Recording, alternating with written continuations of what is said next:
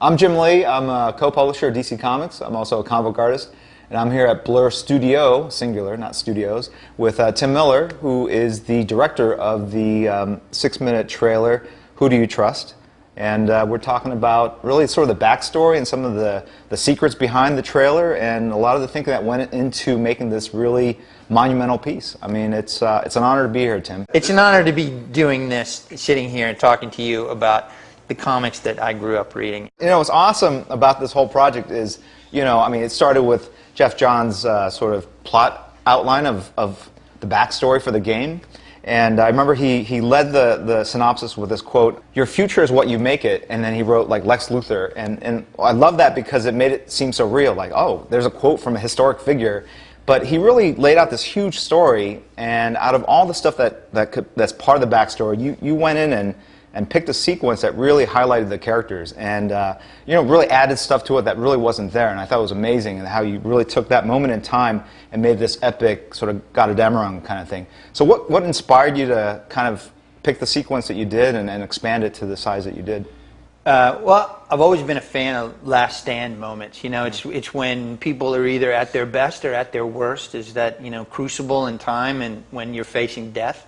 And Jeff's comment there, he had a little piece in the story about the last battle of the superheroes, and they all die. And I thought, just as a fan, that's the moment I want to see. I want to see that moment where Luthor wins this thing that he's been fighting for his whole entire life, right, in the comics, and he finally achieves it. And, you know, does this victory turn to bitter ashes in his mouth, or is it really like, awesome, I achieved everything I wanted to achieve? But I wanted to see that moment and just play it out for all the fans like me that always wanted to see what that could be. And then I knew I could undo it because it was a time travel story. Sure. And the whole intro with the glowing embers kind of floating, I think it's just so economical to do. I thought it was, you know. Totally. And, you know, and it builds up the suspense of what you're going to see. I mean, yeah, and you don't want to, you kind of want to shock people with that first view.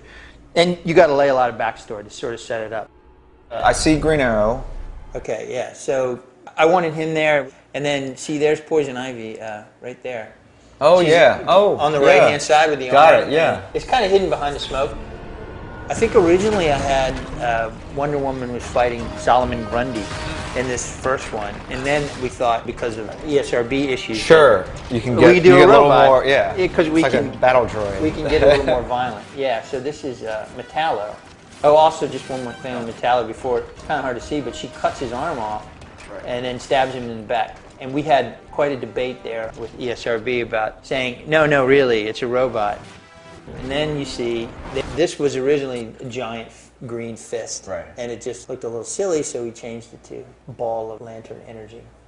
Then enter Gigantus. I love the scale of it there. It's awesome. Giganta was originally killed by Cyborg in the first script, but then I thought, well, I need to introduce Green Lantern and Black Adam in their battle, so why not give it to Green Lantern?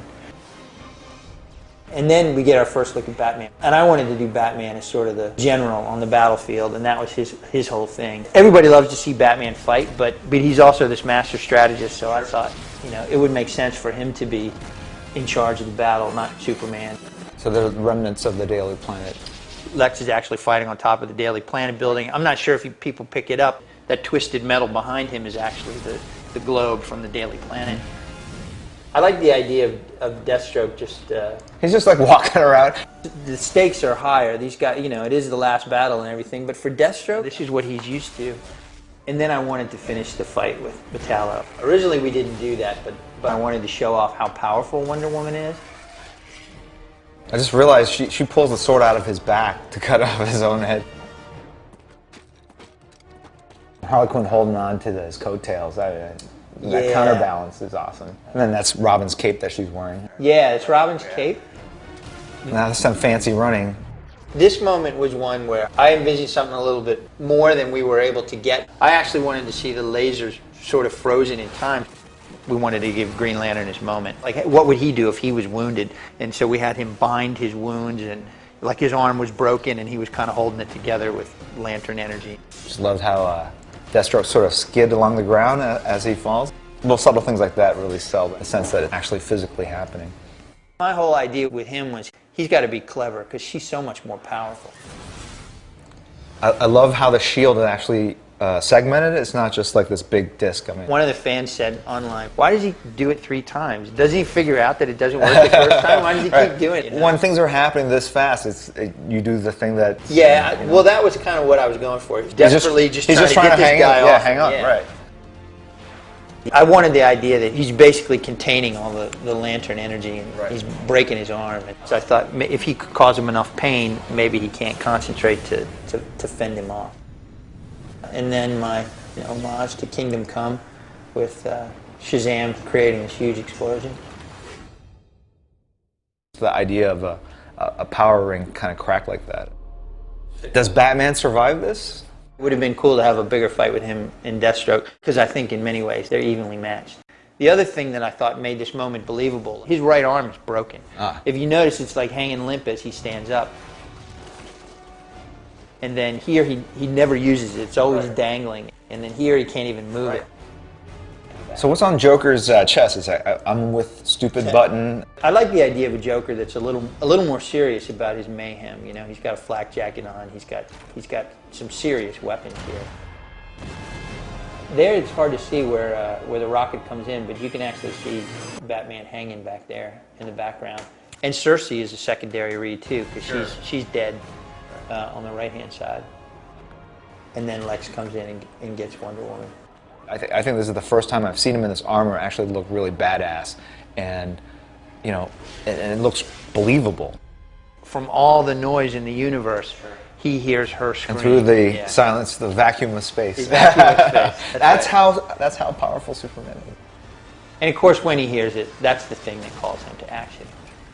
This is a nice sequence actually to kind of do frame by frame, because as he was coming in, I was like, you see the contrail behind, which was what I was talking about before, and it almost looks like he's flying sideways at this point, right? He is. And when he hits, you see all the rubble fly past him, and then you see his cape kind of fly, and then and he's hovering. I thought it was just really cool. And this flash of green light is for Jeff, because he knew that Luthor couldn't survive a straight shot from Superman, so we wanted to suggest that his shields were still there to kind of blunt the initial impact of Superman coming down.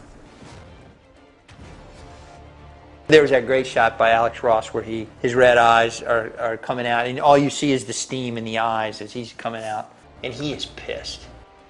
I originally had Black Adam die, and then when you and Jeff came down, you said, we need a little more action for Superman, and we put this Black Adam sequence in because I needed somebody that could go toe-to-toe with him. Sure. No, it's just, it's great to see him actually in some sort of melee thing, because he's always usually just picking up heavy things and like kind of gently dropping them to earth. You really highlighted how difficult Superman would be to defeat in battle. I mean, just from the distance he closes when he goes from Black Adam to Luthor, it's just like instantaneous, and there's just no way any guy in a robot suit would be able to react to that. And it's just, he's helpless before that kind of unless you have fury. Unless you have some tricks up your sleeve. I realize there's some logistical problems with her mouth being stuffed full of kryptonite, and Woody sensed that, but I just thought the moment was... No, I don't think I've seen anything like that before. Superman would be, ready for his tricks, but I didn't think he'd be ready for this. And again, it's using his obvious connection and caring for Wonder Woman to kind of seal his own doom. Absolutely. But of course, it was all according to Lex's plans.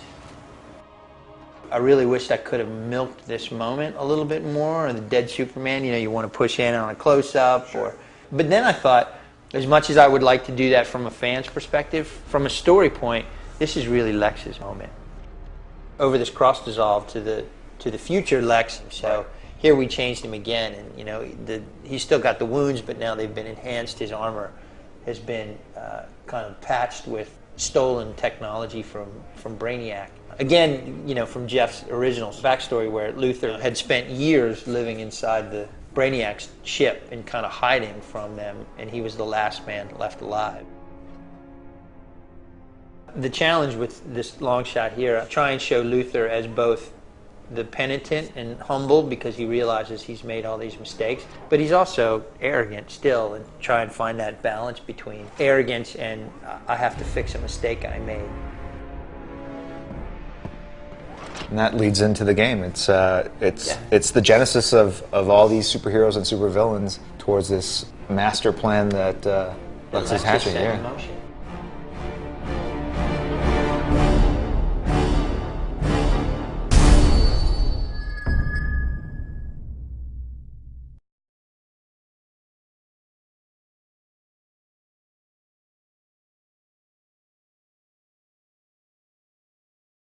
Sony.